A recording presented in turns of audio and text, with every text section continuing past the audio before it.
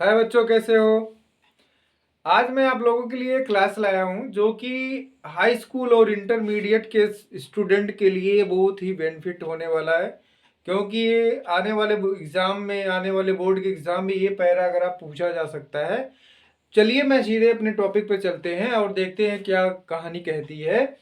ये कहानी है गौतम बुद्ध का, और उसी के एक पैराग्राफ को आपको ट्रांसलेशन करना है। तो आइए चलते हैं, पढ़ते हैं इसको। एक दिन गौतम बुद्ध बाजार को जा रहे थे।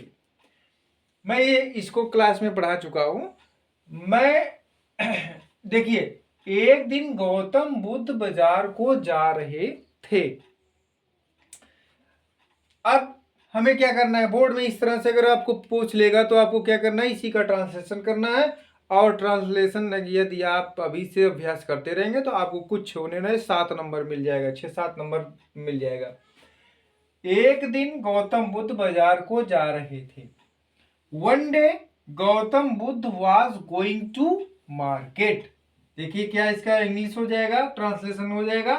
One day Gautam Buddha was going to the market. Next क्या कहता है हमारा ये पैराग्राफ, उन्होंने कुछ व्यक्तियों को देखा। देखिए ये पहला क्या था, गोइंग लगा है ना, वाज लगा है, इसका मतलब ये क्या हो गया, पास्ट कंटिन्यूअस टेंस। उन्होंने कुछ व्यक्तियों को देखा।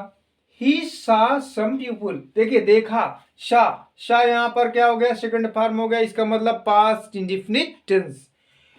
ही सा सम पीपुल। उन्होंने कुछ व्यक्तियों को देखा, वे सब चिंतित थे।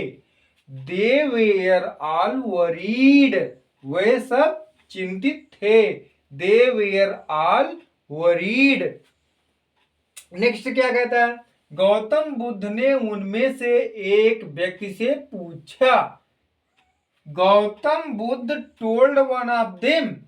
गौतम बुद्ध ने उनमें से एक व्यक्ति से पूछे। Gautam Buddha told one of them. क्या पूछे, वही आगे आपको पढ़ना है। तुम कहां से आ रहे हो, where are coming from. Where are coming from. आगे क्या होगा, और इतना परेशान क्यों हो। एंड क्यों, why are you so worried. Why are you so worried. तुम इतना परेशान क्यों हो।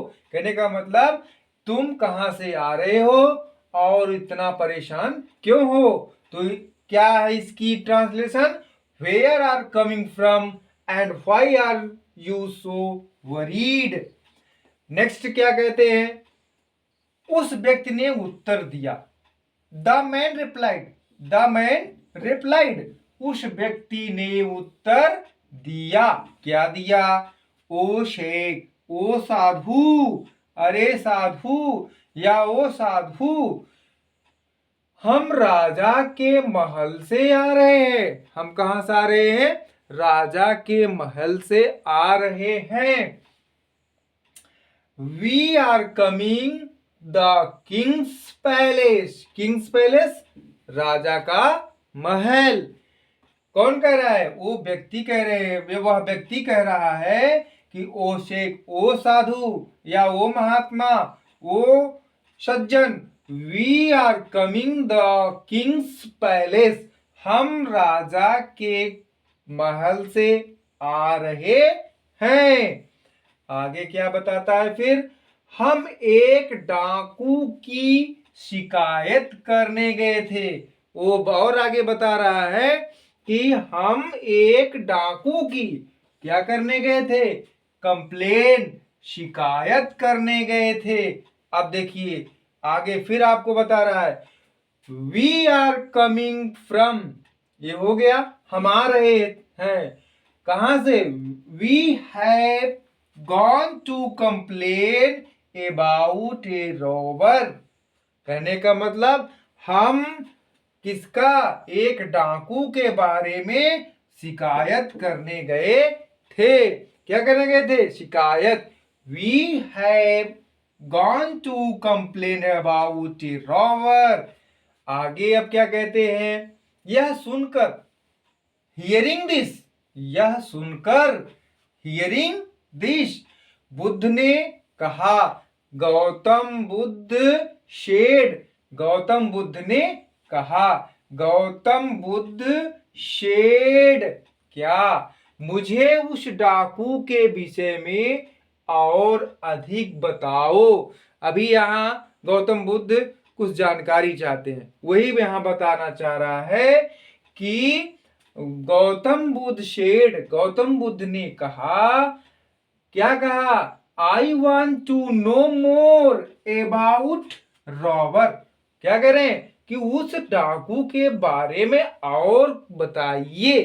क्या है, आई वॉन्ट टू नो, मैं जानना चाहता हूं, मोर अधिक, अबाउट बारे में, रॉबर उस डाकू के, मैं उस डाकू के बारे में और अधिक जानना चाहता हूं, या और अधिक बताओ। यहाँ टेल मी मोर, और अधिक बताओ, टेल मी मुझे बताओ, मोर अधिक, मुझे और अधिक बताओ।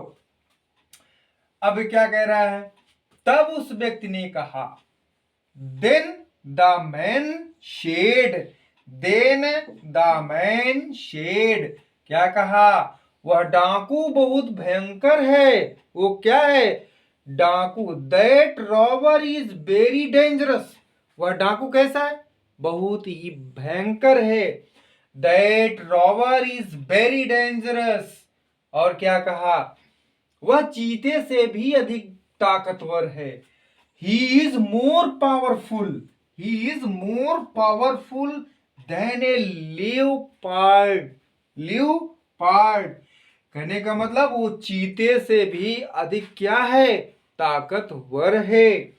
और आगे क्या बता रहा है कि उसने बहुत से व्यक्तियों को मार डाला है, क्या करा, he has killed many warriors, उसने बहुत से लोगों को मार डाला है, ही हैज किल्ड, उसे मार दिया है, मैनी वॉरियर्स, बहुत से योद्धाओं को, बहुत से लोगों को मार दिया है।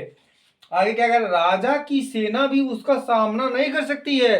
अब बताइए यहाँ कितना ताकतवर है कि राजा की सेना भी उसके साथ नहीं युद्ध करना चाहती है, सामना नहीं कर सकती है। वही बता रहा है कि राजा की सेना भी उसका सामना नहीं कर सकती है, even the king's army can not face him, even the king's army can not face him, उसका सामना नहीं कर सकती है, कौन, राजा की सेना भी, राजा की सेना भी उसका सामना नहीं कर सकती है, even the king's army can not face him, face him.